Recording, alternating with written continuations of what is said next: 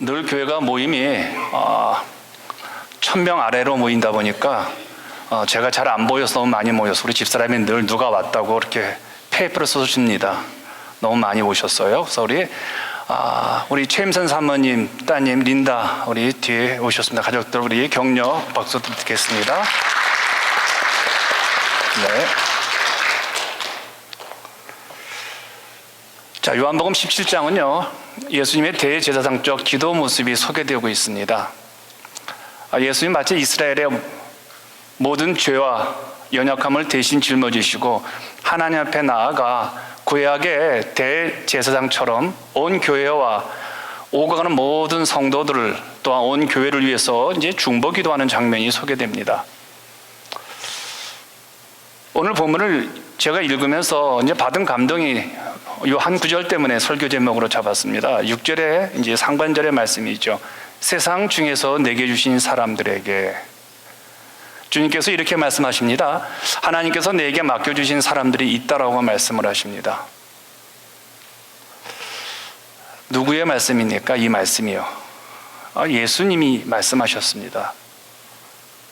좀 이상하지 않습니까? 성경은 하나님의 온 인류를 우리 예수님께 주셨다고 생각했는데 그 온 인류 중에서 그 세상 중에서 우리 하나님께서 주님께 주신 특별한 사람들이 있다라는 것으로 들려지니까요. 하나님께서는 이 세상의 모든 것을 예수님께 송두리째 다 맡겨 주셨습니다. 그런데 그 중에 어떤 특별한 것만을 맡으신 것처럼 말씀하시는 게 좀 이상하죠. 그것도 더 하나님이 예수님께 주신 것이 돈이 아닙니다. 금은보화. 금도 아니요 은도 주님께 주셨다고 말씀하지 않습니다. 우리의 꿈인 아방궁과 같은, 물론 아방궁이 아니더라도 좀 괜찮은 집에서 사는 게 우리의 꿈 아닙니까? 집을 주셨다는 말씀도 안 하십니다. 사람들에게 좀 명예로운 직업이라든지 또 회사에 다니는 거 아니면 주변 사람들에게 인정받는 그 명예도 아닙니다. 주님은 단지 이렇게 말씀하셨죠. 하나님께서 내게 주신 사람들이 있습니다라고요. 우리 주님께서 기도하신 내용은 사람을 위해서 기도하셨다는 겁니다. 예수님은 하나님께서 자신에게 맡겨주신 모든 것 중에서 사람보다 더 귀한 것이 없음을 선포하신 것입니다. 여기서 한번 확신을 갖고 우리 넘어가십시다. 여러분이 확신을 가지셔야 합니다. 하나님께서 예수님께 맡겨주신 사람들 가운데 그 안에 누가 있느냐는 거예요. 하나님께서 우리 예수님께 맡겨주신 사람들 가운데 누가 있느냐는 거예요. 여러분 대답 한번 해보세요. 뭐 저만 있습니까? 저는 그 안에 제가 있는 것을 발견합니다. 여러분은 어떠세요? 하나님께서 예수님에게 맡겨주신 그 사람들 가운데 여러분의 이름이 그 안에 들어가 있는지를 확신하시냐는 거예요. 제가 목회를 좀 실패했나 보군요. 네. 이게 큰 은혜가 되었습니다. 저는요, 개인적으로요. 왜냐하면 이 세상의 모든 것은 그렇다면 나를 위해서 만들어 놓은 것이라는 겁니다. 그런 믿음이 확 들어왔습니다. 그렇지 않습니까? 이 말은 하나님께서 세상을 만드신 것은 사람 위해 만드신 것이지 사람이 세상을 위해서 만들어진 것은 아니잖아요. 그렇다면 오늘 우리의 가치관이 좀 변해야 되죠. 나는 하나님께 속한 자라는 가치관, 철학, 믿음의 든든함이 우리 가운데 서 있어야 되겠죠. 내가 얼마나 소중한 존재라는 사실을 알아야 한다는 겁니다. 또한 세상에서 무엇이 중요하고 무엇이 안 중요한지를 분별하는 믿음이 있어야 한다는 겁니다. 여러분은 어떻게 살고 계십니까? 하나님께서는 우리에게 참으로 많은 것을 주셨지요. 가정과 일터를 주셨습니다. 또한 달란트를 주셨습니다. 목소리 좋은, 또 피아노를 반주할 수 있는 것들, 또한 부엌에서 열심히 음식을 만들 수 있는 것들이요. 또 누군가 어려운 사람을 도와줄 수 있는 그런 많은 힘들을 저희들에게 주셨습니다. 그런데 여러분들은 그 중에서 무엇을 가장 귀중히 여기면서 살고 있습니까? 우리 한번 정직하게 오늘 말씀 앞에서 서 보십시다.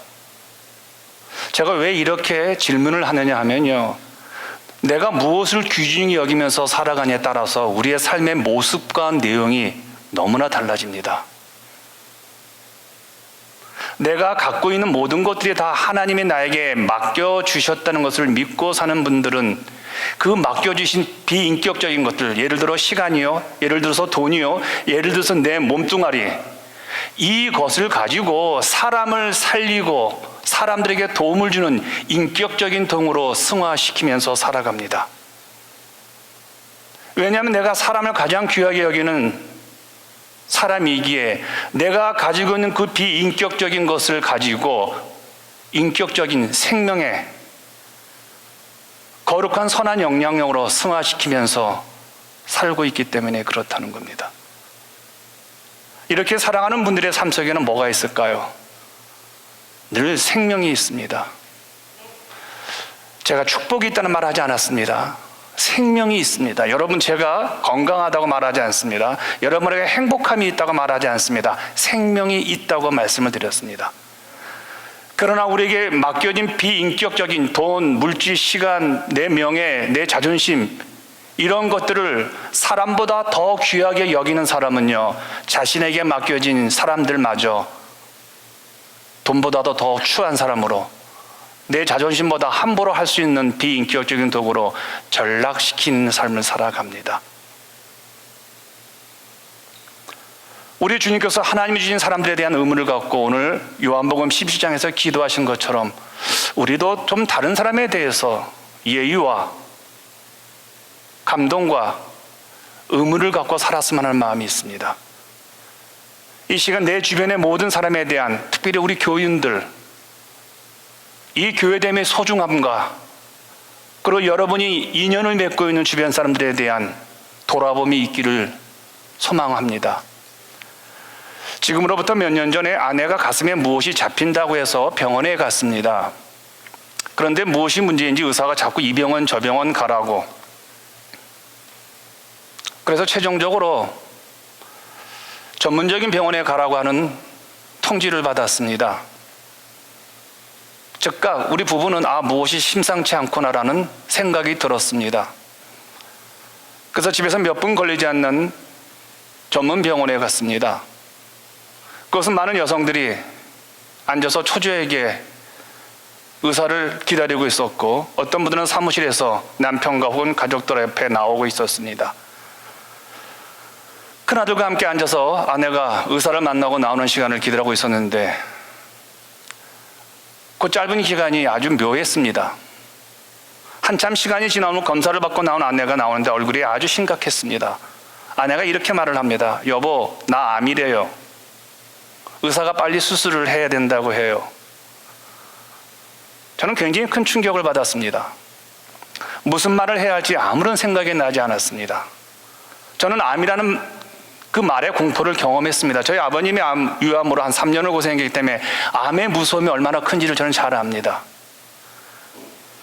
그런데 제 마음속에 혼자 의사 앞에서 그 두려운 결과를 혼자 듣던 아내의 마음을 생각하니 굉장히 마음이 짠했습니다. 병원을 나서는 우리는 아무도 말을 하지 않았습니다. 단지 암이라는 충격적인 사건이 아내에게 일어난 그 충격에서 저도 제 아내도 헤어나지 못하고 있었죠. 내 가슴 속에서는 여보 미안해란 말, 이상하게 이 말만이 내 존재를 지배하고 있었습니다. 미안한 이유가 있었습니다.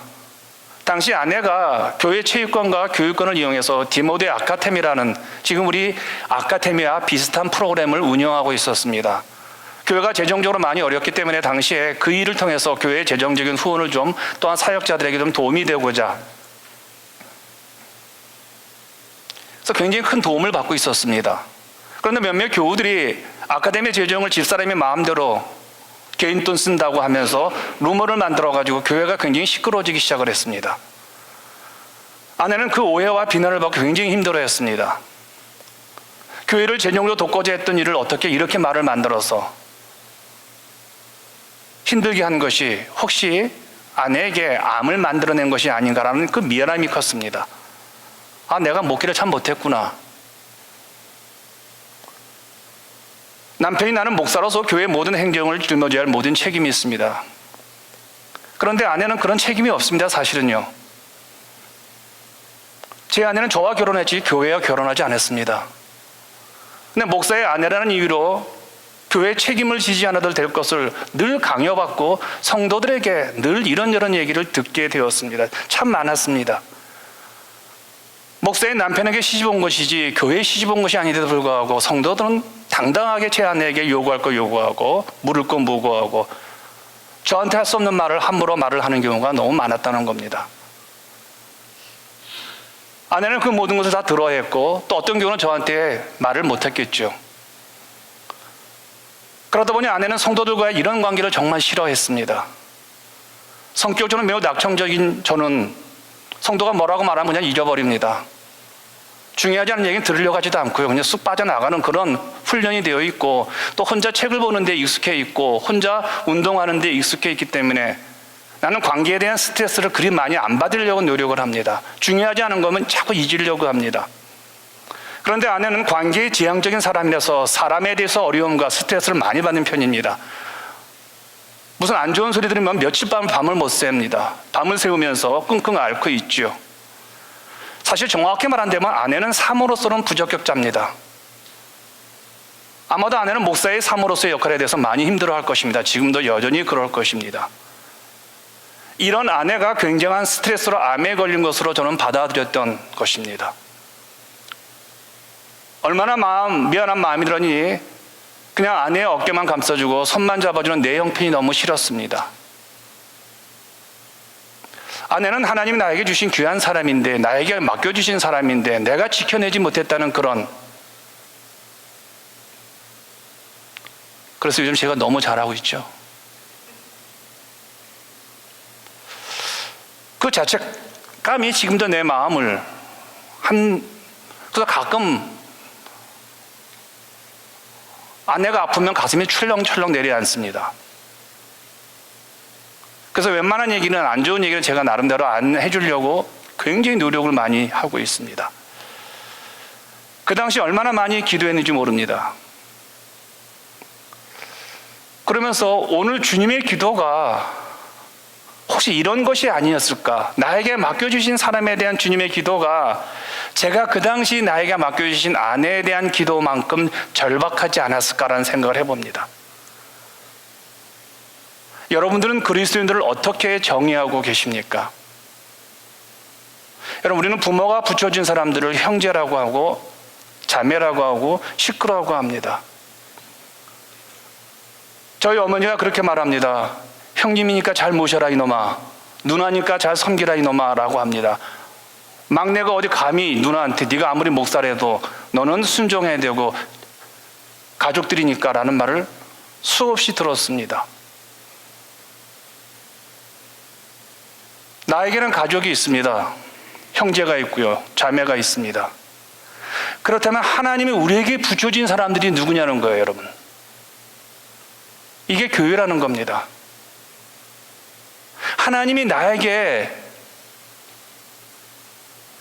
하나님이 양태선 목사님과 문금래 사모에게 양승호 목사를 키울 수 있는 능력과 지혜와 사랑이 있다고 해서 저를 그에게 허락하신 겁니다. 하나님이 양승원 목사가 이 교회를 감당할 수 있을 까 생각해서 여러분들 한 사람 한 사람을 저의 가족으로 허락하신 겁니다. 양승원 목사는 여러분에게 영적 멘토로서 여러분의 영향력을 행사할 수 있는 좋은 목사로서 여러분이 신앙생활 바르게 하도록 하나님이 여러분에게 허락하신 목사라는 거예요. 상호간에 우리는 맡겨주신 가족이라는 겁니다. 그런데 우리는 쉽게 선택하고 버리기를 좋아하는 비판적인 소비자 시대를 살아가고 있습니다. 이런 트렌드가 교회에는 나가지만 정착하지 않습니다. 진심으로 자신을 교회에 헌신하지 않는 모습으로 나타나고 있다는 겁니다. 그런데 이것은 하나님 우리에게 원하는 모습이 아니라는 겁니다. 요한복음 17장을 근거로 본다면 우리 예수님이 원하시는 모습이 아니라는 거예요. 교회는 세상을 향한 하나님의 계획의 중심에 있을 뿐 아니라 하나님이 우리를 세우시고 힘주시기 위해서 애써 죽음으로써 마련하신 것이 교회라는 것입니다. 젊은 날 저에게 제가 조금 진보적인 어떤 사회를 바라보는 시각이 좀 더 보수적이지 않습니다. 저는 굉장히 진보적인 시각을 가지고 있습니다. 그런 저에게 복음의 어떤 사회적 역할을 이끌어 주었던 존 스토트 목사님이라는 분이 계십니다. 제 아내가 선교사로서 영국 런던에 갔을 때 제가 그렇게 부탁을 했습니다. 그때는 여보가 아니죠. 은정아, 영국 런던에 가면 존 스토트 목사님 목회하는 런던 바이블 인스티튜션 교회를 꼭 가서 소셜 책 한 권을 사갖고 와라. 예배 꼭 드리고. 그래서 그 목사님이 쓴 영문 책을 저한테 선물을 했었습니다. 그 책에 이런 말이 있습니다. 하나님의 품으신 목적의 중심에는 교회가 있습니다. 이렇듯 하나님에게 교회가 소중하다면 분명 우리 삶에서도 교회는 소중합니다. 하나님이 그토록 중요하게 여기는 교회를 우리가 어찌 그렇게 가볍게 다룰 수 있겠습니까? 하나님이 그분 마음 중심에 두신 교회를 우리가 어찌 우리 인생의 삶의 가장자리로 밀어낼 수 있겠습니까? 많은 성도들에게 교회에 대해서 이야기하라면요, 교회에 대해서 아는 건 많은데 막상 교회에 대해서 이야기하세요. 교회가 어떻다고 생각하세요? 어떤 그 교회라고 물어보면 대부분의 사람들은 목사님들 이야기를 해요. 이 동네 어떤 교회를 얘기하면 대부분 목사님의 설교를 갖고 얘기하고, 그 성도들 가운데 돈 많은 성도가 교회 헌금을 얼마나 해가지고 그 교회가 힘이 됐대더라. 어느 성도가 싸워가지고 교회가 분란됐대더라. 어느 교회가 사역자가 목사랑 싸워서 그 앞에 교회 개척했더라. 이 정도의 얘기가 교회 얘기로 생각하고 있는 것 같아요. 우리는 교회에 대해서 너무 많이 아는 것 같은데 너무 모르더라는 거예요. 그러다 보니까 교회를 다니기만 하지, 교회를 봉사하는 역할만 하지, 내가 교회라는 사실을 잊어버립니다. 내가 교회라는 사실을 모르고 목사님들은 목회를 하고 있는 거예요. 그러니까 좋은 조건만 나서면 목사들이 있던 교회를 팽개치고 가버리는 겁니다. 내가 교회라는 사실을 모르니까 장로로서 어떤 역할을 하냐면 목사를 괴롭히는 역할을 하는 겁니다. 내가 안수 입사라는 사실을 모르니까 내가 어떻게 죽어야 할지를 모르는 거예요, 교회에서요. 내가 권사가 교회가 어떤 것인지 모르니까 교회 와서 권사들이 잔소리하는 거예요. 내가 성도란 사실을, 교회에서 성도가 얼마나 소중한지 모르니까 늘 구경꾼처럼 오고 싶으면 오고 가고 싶으면 가는 것이 그런 사실을 말하죠. 그래서 제가 늘 말씀드리지 않습니까? 여러분, 이제 그만 교회 다니세요. 여러분이 교회입니다. 여러분에 내가 질문 하나 드리겠습니다. 여러분은 교회와 결혼하셨습니까? 아니면 지금도 교회와 데이트하고 계십니까? 만약 데이트만 하고 있다면 이제 한 교회와 깊은 사랑에 빠질 때가 왔다고 생각하지 않으세요? 전 지금까지 한국에서 2개의 교회를 다녔습니다. 그리고 미국에 와가지고 유학생활할 때, 공부할 때 켄터키 루이빌에서 2시간 떨어진 교회에 개척을 한 교회 하나와 지금 이곳에서 제가 목회하는 이 교회와 4교회를 제 인생에서 다니고 있었습니다. 근데 4번째 교회인 우리 교회가 저는 결혼을 했습니다. 결혼했더니 저에게 영혼 가족이 생겼어요. 영혼이 아니에요. 영원 가족이요. 여러분들이 하나님께 저에게 주신 영혼 가족이에요. 여러분, 집과 가족은 틀리잖아요. 저에게는 교회가 건물이 아니라 여러분들입니다. 그러니까 여러분들 저에게 영원한 가족이죠.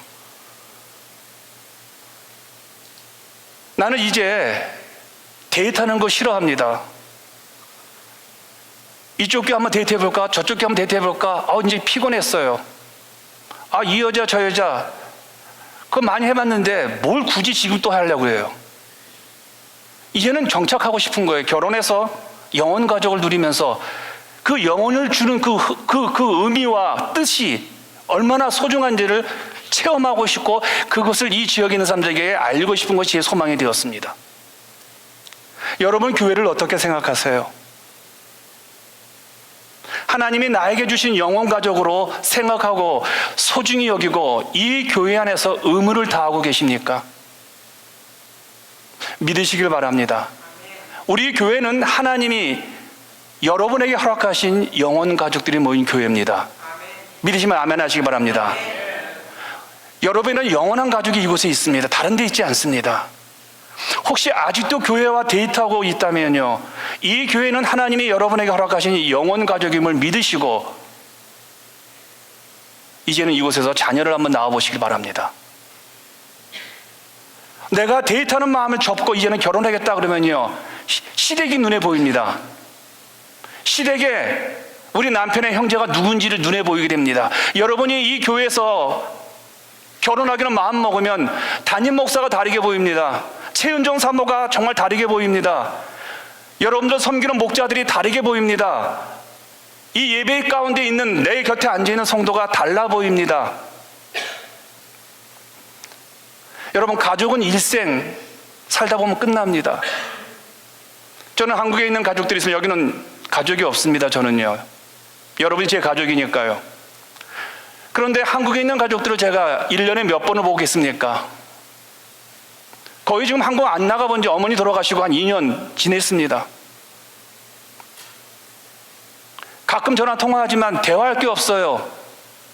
형님 잘 계십니까? 형수님 보고 싶네요.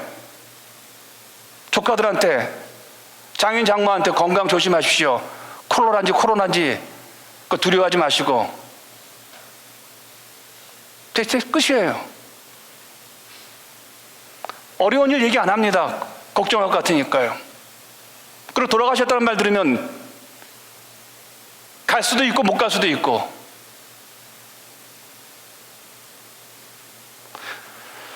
근데 여러분 어떠세요? 우리 영혼 가족들은 일주일에 한 번씩 꼬박꼬박 만나잖아요. 그리고 안타깝고 힘든 거 있으면요, 제가 여러분의 아비입니까? 남편입니까? 아내입니까? 저한테 다 얘기하시잖아요. 목사님 이렇쿵 저렇쿵 저렇쿵 소촉소촉. 저 다 듣습니다. 목사님 저희 집에 큰일 났어요. 기도해 주세요. 저도요. 아니 권사님 지금 교회가 큰일 났네. 권사님 큰일 났네. 이거 어떻게? 집사님, 전도사님 지금 교회가 큰일 났네. 어떻게 나 지금. 우리 얼마나 전화하고, 우리 얼마나 이야기하고, 우리 얼마나 서로 얘기하고 이제는 그 집에 숟가락이 뭔지는 모르지만 화장실 몇 개는 다 알잖아요. 그렇지 않습니까? 교회 가족은 영원해요, 여러분요. 여러분이 돌아가시면 누구를 제일 찾습니까? 제가 여러분의 남편입니까? 왜 병들었는데 왜 저를 찾습니까? 목사님 큰일 났어요. 병원에 입원했어요. 여러분 죽을 때 다 누구의 품에 돌아가셨습니까? 우리 교회 나이 지금 다 제 품에서 돌아가셨어요. 그리고 교회에서 성도들이 어렵고 힘들면 누가 가서 돕습니까? 한국에 있는 형제들이 옵니까? 아니면 교회 가족들이 돕습니까? 죄송합니다.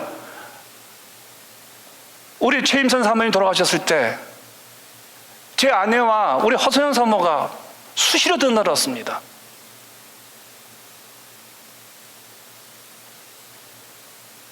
여러분 이게 교회예요. 이게 얼마나 우리에게 힘이 되는지 몰라요.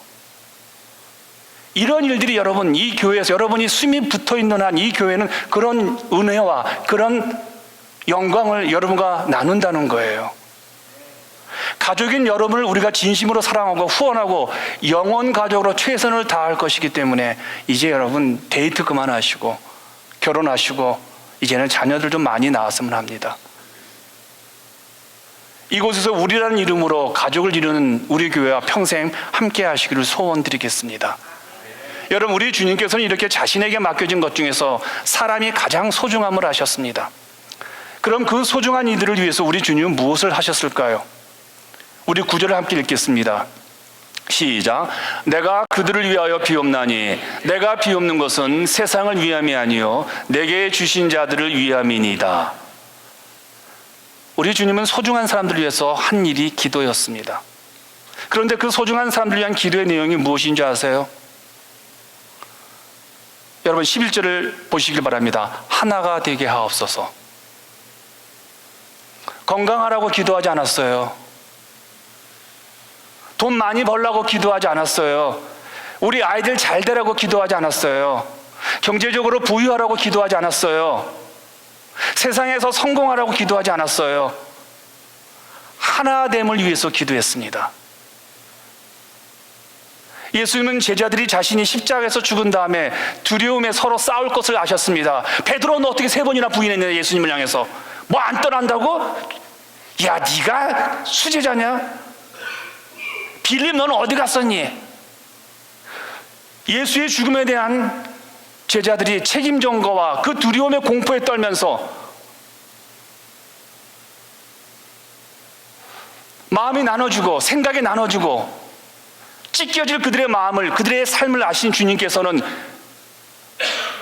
그들이 하나됨을 위해서 기도를 하셨던 겁니다. 가끔 하나됨을 획일화로 오해하는 분들이 있습니다. 요즘 한국이 코로나로 고통받고 있죠. 그나마 불행 중 다행인 것은요, 한국교회가 이단으로 공표한 신천지가 어떤 단체인지를 우리는 확연히 다 알게 되었죠. 여러분, 이단의 특징은 2가지 공통점이 있습니다. 첫째는 집단 생활입니다. 사회와는 완전 단절된 폐쇄적 집단 생활을 당연한 것으로 받아들이도록 교육을 시킵니다. 2번째는 교주에 대한 시선 집중입니다. 이 시간 저에게 집중을 해 주십시오. 이 교주가 여기 서 있습니다. 뒤에 하얀 옷을 입은 우리 김수도 서 있으면 완전히, 집집마다 교주의 사진을 걸어 놓을 뿐 아니라 심지어는 몸속에도 지니고 다니면서 틈이 날 때마다 사진을 꺼내어 교주의 눈을 맞추면서 살아가는 게 이단들입니다. 이 2가지를 한마디로 말하면요, 시선의 차단이요, 사고의 중단이죠. 신도들로 하여금 교주와 교주의 말 이외의 것은 생각하지 못하도록 하기 위해서 하나 되자고 그들은 이야기할 겁니다. 오직 교주의 목소리, 오직 교주의 생각, 오직 교주의 하나의 목표, 이단의 하나의 결과밖에 없다는 겁니다. 다른 목소리나 다른 생각은 절대로 용납되지 않지요. 이러니 획일화에 대해서, 하나됨에 대해서 우리는 부정적인 생각을 안 가질 수가 없습니다. 그런데 여러분, 기독교는 획일화가 아니고 정말 하나로 만드는 진리의 종교입니다. 여러분, 기독교 진리가 들어가는 곳마다 인간이 만들어 놓은 벽과 획일의 장벽이 다 허물어졌습니다. 백인과 흑인이 한 교회에 예배를 드리게 되었습니다. 백인과 흑인이요, 여러분 안 놀라시네요. 노예와 귀족의 신분의 벽이 헐어졌습니다. 교회가 가면 다 이런 일이 일어난 거예요. 왜요? 주님께서 요한복음 8장 30절 이렇게 선언하셨거든요. 진리를 알지니 진리가 너희를 자유케 하니라.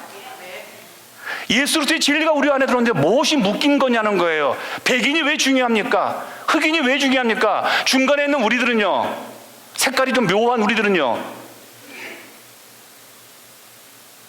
진리이신 하나님 안에서만 치유가, 자유가 주어지고 누리게 되어진다는 사실이죠. 이렇게 교회의 하나됨이 얼마나 소중하면 지금 죽음을 6시간 앞에 두고 주님께서는 자신을 위해서 기도하지 아니하고 남겨진 제자들이 흩어질까, 남겨진 제자들이 서로 책임 전가할까, 남겨진 제자들이 서로 싸울까 봐 진리 안에서 너희가 하나 되기를 소망한다라고 기도하신 거예요. 그러면 여러분, 하나 되게 해달라는 것은 무엇을 의미하는 것일까요? 우리 교회에서요, 마치 인격을 갖지 못한 로봇처럼 오직 한 목소리, 하나의 생각, 획일화적인 그런 인간이 되게 해달라는 말일까요? 그런 로봇을 만들죠 뭐. 주님께서 말씀하신 우리들의 하나됨을 위한 모습은 어떤 모습일까요? 여러분, 11절을 다시 주목해 보세요. 거룩하신 아버지여, 내게 주신 아버지의 이름으로 그들을 보존하사 우리와 같이 그들도 하나가 되게 하옵소서. 여기 우리란 말이 들어와 있죠. 여기 우리란 말은요, 삼위 하나님을 말합니다. 성부, 성자, 성령이요. 성부, 성자, 성령이 각 역할이 다르듯이 성부 하나님의 역할이 다릅니다. 성자 역할이 다릅니다. 성자, 성령 다 달라요. 그런데 그들 셋이 하나가 된 것처럼 내 사랑하는 제자들도 이 땅에서 하나처럼 살게 하옵소서라는 기도예요.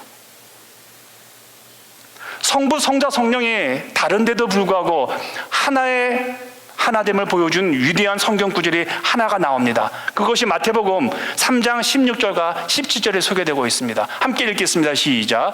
예수께서 침례를 받으시고 곧 물에서 올라오실새 하늘이 열리고 하나님의 성령이 비둘기같이 내려 자기 위에 임하심을 보시더니 하늘로부터 소리가 있어 말씀하시되 이는 내 사랑하는 아들이요 내 기뻐하는 자라 하시니라. 여기 보세요, 여러분요. 세 분의 하나님의 동시에 등장하는 유일한 성경 구절입니다. 성자 예수님은 어떻게 우리 눈에 보입니까? 인간의 몸을 입으시고 요단강에서 침례를 받는 모습으로 나오죠. 성령 하나님은요, 비둘기같이 성자 예수 그리스도의 머리 위에 계시는 모습으로 등장하죠. 이제 두 분이 나타났습니다. 마지막 세 분은요, 하늘에서 목소리로 나타나죠. 이는 내 사랑하는, 각각 다른 모습으로 등장하죠. 다른 소리와 다른 모습으로 등장하고 있는데 어떻게 이 세 분이 하나라는 겁니까? 제가 지금 무슨 말을 하고 있습니까? 성부, 성자, 성령님이 하나라 하면 외적인 획일성을 의미하는 것이 아니라 비록 외적으로 다른 모습일 수 있음에도 불구하고 세 분 하나님은 근본적으로 하나님이기 때문에 하나라는 겁니다. 혹시 여러분 가운데 이런 분들이 있을 겁니다. 난 한국에서 살았는데, 난 한국에서 예수를 믿었는데, 한국에서 예수를 믿은 것과 여기 와서 예수를 믿는 게 틀려. 나는 미국 교회를 다녔는데, 나는 한국 사람이 다니는 교회 다녔는데 미국 교회와 한국 교회는 틀린 것 같아. 나는 장로교회에서 신앙생활 했는데 여기 왔는데, 나는 순복음교회에서 신앙생활 여기 왔는데, 나는 감리교회에서 신앙생활 여기 왔는데 침례교 좀 뭔가 틀린 것 같아. 나는 하나가 아닌 것 같아, 이 교회 와서. 여러분 기억하시길 바랍니다. 우리의 삶과 배경과 성격이 다 다르더라도 예수님을 믿으면 하나가 됩니다. 한 가족이 된다는 거예요. 그분이 침례교회이든 장로교회이든 감리교회이든 순복음교회이든 성결교회이든, 그분이 미국에서 교회를 다녔든 한국에서 다녔든요, 이걸 깨달을 때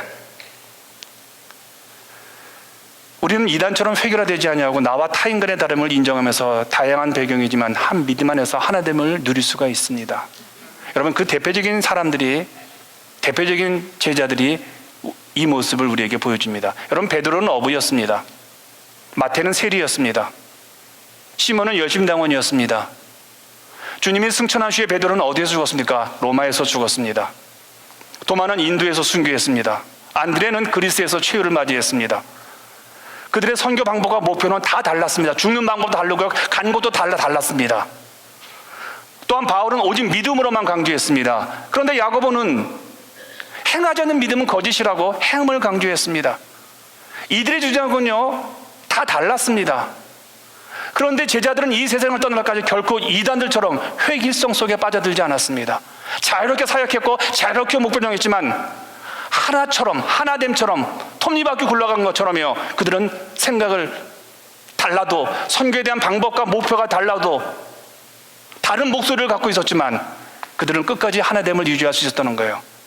그럼 그게 뭐냐는 거. 어떻게 그들은 끝까지 그렇게 다른 사람인데, 어부로서 또한 바울은 하버드 대학을 나온 사람이었는데, 그리고 또한 베드로는 국민학교도 못 나온 사람인데 어떻게 그들이 하나가 될 수 있었을까 하는 거예요. 여기 8절에서 우리 주님께서 하나됨의 기준을 말합니다. 함께 읽겠습니다. 시작.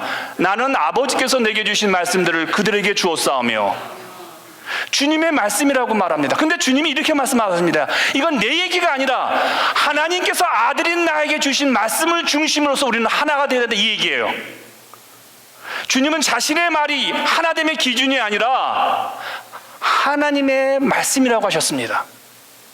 여러분 교회의 하나됨을 유지하는 것은요 이거밖에 없습니다. 하나님이 주신 말씀이에요. 목사의 리더십이 아닙니다. 교회 어떤 유명한 사람의 영향력도 아니에요. 교회 오래 다닌 사람의 주장도 아니에요. 교회 헌금 많이 해가지고 나름대로 어깨에 힘주는 그 사람의 이야기가 하나됨을 유지하는 게 아니라는 거예요. 예수님은 하나님께서 맡기신 사람들에게 하나됨의 기준을 다른 어떤 것으로서 우리에게 허락한 게 없습니다. 오직 그분의 말씀도 아니었어요. 예수님에게 하나님 주신 그 말씀을 가지고 그분도 이렇게 말씀하시는 겁니다. 예수님도 하나님의 말씀이 우리를 하나 되게 하십니다. 왜냐하면요 하나님의 말씀이 우리를 살리잖아요. 하나님의 말씀이 우리를 진리잖아요. 여러분 양승호 목사 여러분 살려줄 수 있어요? 여러분이 가지고 있는 돈이 여러분의 목숨을 얼마나 건질 수 있을 것 같아요? 여러분이 매일 뛰는 그 건강이 여러분 몇 년의 생명을 본장할 수 있을 것 같아요? 하나님 말씀밖에 없다는 거예요. 이런 생각을 그래서 했습니다. 말의 무게는 그 말이 어디에서 오느냐에 달려 있습니다. 그 말이 출처가 어디냐는 거예요. 여러분, 진짜 뉴스와 가짜 뉴스가 뭡니까? 가짜 뉴스는 그럴듯해요, 여러분요. 근데 출처가 어딘지 몰라요. 진짜 뉴스는요, 출처가 정확합니다. 따라서 그 말이 어디에서 왔습니까? 라고 물을 때 우리는 믿을 수 있잖아요. 여러분, 대통령의 말이 무게가 있는 것은요, 그분의 직책 때문이잖아요. 여러분, 대통령의 말은 사석이건 공소기건 다 기록으로 남겨놓아서 대통령 보관실에 넘어간다고 합니다. 저는 트럼프의 그런 어떤 평상시의 말도 다 들어갈까? 근데 들어간대요. 다 기록을 남는데요. 어떻게 그 기록을 남겨요? 여러분, 기록에 남긴 말이 있습니까? 참네. 여러분, 교회에서 가장 무게 있는 말은 어딜까요? 예, 양성은 못 사죠. 할렐루야. 여러분, 우리 교회에서 가장 무게 있는 말은 하나님 말씀이에요. 여러분, 믿으시기 바랍니다. 그래서 주님도 자신의 말을 갖고 하나됨을 유지하라는 말을 안 하셨어요. 하나님께서 나에게 주신 말씀을 가지고 너희들이 하나가 되라, 이렇게 얘기하신 거예요. 성경 공부하면서 제가 물었습니다. 내가 우리 교회 하나됨을 위해서 참 행정 많이 하잖아요. 노동도 무지하게 하고요. 여러 일을 많이 하는데, 여러분은 내가 우리 교회 정말 하나됨을 위해서 정말 해야 할 일이 무엇이라고 생각하십니까? 라고 했더니, 목사님, 하나님 말씀만 잘 전하시면 됩니다. 그래요. 맞죠? 그래야 우리 교회 하나됨을 유지하잖아요. 제가 우리 교회 하나됨을 유지하는 것은요, 제대로 된 하나님 말씀을 가르치는 것이잖아요. 왜냐하면 하나님의 말씀은 여러분들로 하여금 오직 하나님께만 시선을 집중케 하고 하나님의 시선으로 이 세상을 바라보게 함으로 인간적 회의성에 탈피하여 신앙적 시야의 경지가 넓어져서 모두가 주 안에서 하나됨이 누리도록 돕는 것이기 때문이잖아요. 2000년 전 주님께서 인간을 획일화시키시고 하나님의 말씀을 획일화의 도구로 전락시켜 사람들의 영혼을 병들게 하고 교회를 힘들게 했던 신앙의 시야를 축소케 한 유대 종교 지도자들과 싸우신 이유가 바로 이것이었잖아요. 그런데 저뿐만 아니라 우리 교회에서 하나됨을 위해서 본이 되어야 할 사람들이 참 많다는 겁니다. 바로 목사, 섬김이, 죄송합니다, 권사님들이에요. 이런 호칭들은 우리 교우 중에서도 하나됨을 가장 본이 되는 특별한 사람들이라고 생각해서 그들에게 이 호칭을 붙여준 거예요. 그들이 하나됨을 깨면요, 교회는 많이 힘들어집니다. 그들이 하나됨을 무너뜨리면요, 목사는 목회하기가 참 힘들습니다. 저는 우리 이은식 목사님에게 늘 미안한 마음이 있습니다. 저 양반은 교회 오면 사다리부터 갖고 나옵니다. 제가 형광등 못 깨졌어, 뭐 해요, 바꿔. 되게 미안해요. 근데 한 번도 와이프한테 했는지 모르겠지만 저한테 컴플레인 적이 없어요. 참 우리 이 목사가 참 좋아요. 그걸 크게 얘기하냐? 저는 이준우 목사님에게도 참 미안한 마음이 있습니다. 시간만 되면 교회 옵니다. 시간만 되면 교회 와서 일해요.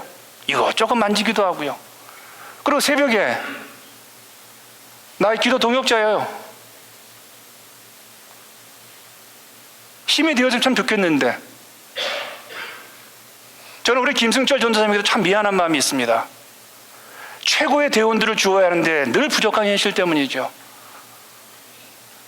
이 워싱턴에서 최고의 실력자 아닙니까? 이때 아멘 크게 하셔도 돼요. 근데 늘 부족한 환경이에요. 늘 부족한요. 늘 도와주고 그런 마음이 있죠. 우리 박형준 전사 오자마자 영상실에서 봉사하고 애를 쓰죠. 그런데 이분들이 묵묵하게 하고 있는 그 일들이 지금 우리 교회를 하나됨을 유지하는 큰 힘이 되어버렸다는 사실을 여러분 알고 계십니까? 저는 우리 교회 성기미들이 조금 더 영향력을 좀 더 발휘했으면 좋겠습니다. 좀 더 헌신과 희생에 고만고만한 게 아니라 좀 더 과하게 봉사하시고 과하게 희생하심으로 말미암아 성도들에게 신앙은 저렇게 하는 거라는 어떤 본이 되어는 마음이 있습니다. 지금까지 하나됨을 위해서 얼마나 애썼는지 저도 잘 압니다. 교회의 책임과 의무를 다한 것들을 제가 잘 압니다. 저분들이 애쓰고 헌신했기 때문에 교회가 오늘의 이 아름다운 모습을 유지하게 되어졌고, 교회 분란과 잡음이 하나도 없어지된 그런 영광스러운 교회가 된 거 감사를 드립니다. 어떤 성도님의 고백입니다. 최근에 자신이 상품을 비교하고 비판하는 열심히 소비자 신앙에 살아왔다고 얘기를 했습니다. 그래서 늘 지금과 교회 생활도 내 편한 거, 내 이득, 힘들면 어려우면 항상 이웃교회, 저교회 끼웃거리고 살아왔다고 털어놓았습니다. 그런데 그가 이렇게 말합니다. 이제 교회에 하나님 만나러 나아가고 있고 다른 교우들에게 예수님 사랑을 표현하는 정말 우리 교회 가족이 되었습니다. 결국 하나님은 그분에게 자신에게 좋은 것만 주는 소비자 중심의 교회 출석하는 사람에서 교회의 가족으로서, 그리고 보다 나은 성도들의 영향력을 행사하는 리더로 변화되도록 그분을 도우셨습니다. 그분이 이렇게 말을 합니다. 무엇보다 멋진 일은 내가 교회를 이득만 찾고 내가 편한 것만 찾고 내가 소비자로서 이것저것 비판하는 그럴 때보다 교회의 가족이 되었는데 한 일이 너무 많습니다. 봉사가 너무 많습니다. 교회가 요구하는 게 너무 많습니다. 그런데 소비자로서 이 교회 쪽에 끼우거릴 때보다도 내가 이 교회의 가족이 되어서 그렇게 희생하고 헌신하는 때가 훨씬 더 행복해졌습니다. 저에게 하나님 주신 가족이 얼마나 소중하다는 사실을 깨달아서 이 가족 안에서 불행한 일이 일어나지 않았으면 참 좋겠습니다라는 얘기를 했었습니다. 사랑하는 여러분 하나님이 저에게 맡겨주신 사람입니다. 하나님이 나를 믿으시고 여러분을 나에게 맡겨주셨습니다. 아멘입니까? 아멘. 뉴스용 대원 여러분의 목소리가 얼마나 아름다운지 아세요? 여러분이 얼마나 이쁜지 아세요? 하나님이 여러분을 맡겨주셔서 그 찬양을 하게 하신 겁니다. 믿으시기 바랍니다. 우리 찬양대원 여러분들이요, 여러분이 얼마나 아름다운 하모니를 이룬 줄 아십니까? 오늘 찬송을 들어보셔요. 이거는 무슨 큰 절기 때 부른 찬송 같지 않습니까? 저만 그러나요? 하나님이 여러분을 맡겨주셔서 이 찬양 중에 찬양, 아름다운 찬양을 맡겨주신 겁니다. 그리고 여러분 모두에게 묻습니다. 여러분들 우리 교우들 앞에서 하나님의 사람으로 살아가시기를 바랍니다. 모든 분들에게 하나님의 말씀을 기준으로 한번 움직여 보시는, 그리하여 해서 이 교회에서 많은 자녀들을 낳기를 바랍니다. 이제 말씀을 결론 지으시면서 매우 중요한 이야기를 하나 하고 마치도록 하겠습니다. 주님은 오늘 설교에서, 오늘 기도문에서 17장에서요 마지막 순간에 이렇게 얘기하십니다. 하나님, 나에게 맡겨주신 자들에 대한 보고를 제가 하겠습니다. 제가 맡겨주신 자들에게 말씀을 전했더니 그들이 그 말씀을 믿고 저를 사랑하는 제자가 되었습니다. 그 얘기를 하시는 거예요. 하나님, 저에게 맡겨주신 양들에게 하나님 주신 말씀을 전했더니 하나님, 그들이 하나님의 사람이 되었습니다. 그리고 교회를 지키는 자가 되었습니다. 이 보고를 드립니다가 요한복음 17장에 나옵니다. 그렇다면 우리도 이 세상을 떠나 하나님 앞에 서는 순간 반드시 하나님께서 우리에게 맡기신 이 교회에서 내가 어떻게 행했는지, 그리고 나에게 허락하신 우리 목사님에게, 나에게 허락하신 우리 사역자들에게, 우리에게 허락하신 권사님들에게, 우리 교우들에게 내가 무엇을 어떻게 했는지 하나님 우리에게 묻고 우리는 보고해야 할 날이 분명히 올 겁니다. 그런데 여러분, 멀리 보지 마십시오. 어쩌면 지금 하나님께서 나를 믿으시고 맡겨주신 교회에서 너는 어떻게 행하고 있느냐, 너는 너에게 맡겨진 가족들에게 어떻게 행하고 있느냐라고 아마 이 순간 제 설교를 통해서 여러분들에게 질문하실 겁니다. 어떻게 답하시겠습니까? 기도합니다.